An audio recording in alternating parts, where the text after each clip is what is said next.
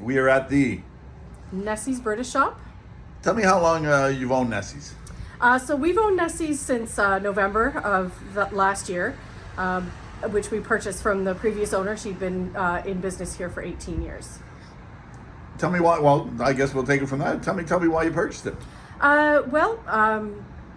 I have a very strong British background. My family's all British, and I lived in the UK for 6 years myself. So I often shopped here. I loved all the products from the UK, things that you miss from when you live there, or from whether it's your home or whether you've just been, or your grandparents were British. Whatever it is, it's an interesting little place. People like to come in and have a look. And I've been in retail most of my life, so it was just a good fit for us. You and your husband were vacationing over there. Can you tell us a little bit of the vacation, like when you went, etc.? Yeah, so we left on September 1st, and we went over to actually go to the Birmingham trade show, which is to find some new products for the store, and do a little touring around. And on the Friday when we were there, we were out for dinner with family, and the waiter actually came and told us that the Queen had passed. So we had a little toast to the Queen and a little moment, and yeah. Where were you at that time? We were actually in Gateshead in the north of England. What was the mood like in the restaurant? Like, could you see it, not see it, but could you feel it change? No, I think they'd announced throughout the day that the Queen wasn't well and the family were gathering, so I think it was somewhat expected, but still obviously very sad. How long did you stay after the announcement? We came back on Sunday, so 2 days after. What was the mood like around after, the day after, the evening, or? Yeah, it was pretty normal, really. Most people were just getting on with their day-to-day business, but everywhere you went, there were small tributes to the Queen. So all the stores had signs and banners and thank yous to the Queen for her service, all that kind of thing. So it was very, very nice to see. Coming from a British family, what are your thoughts on the passing of the Queen?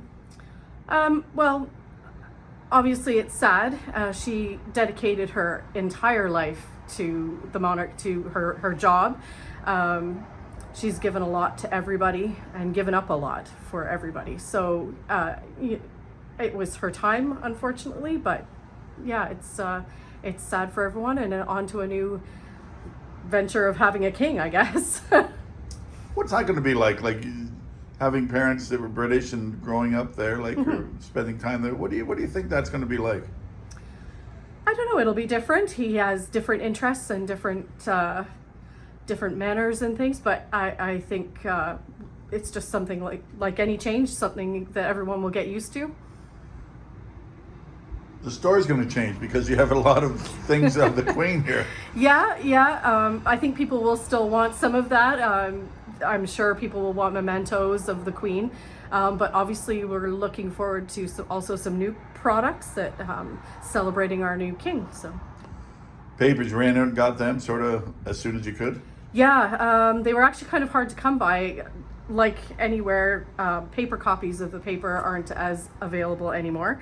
So we did run out to the local newsagents or corner store and grabbed a few here and there, and the day afterwards as well when they announced the Ascension of the King. So we have a few copies.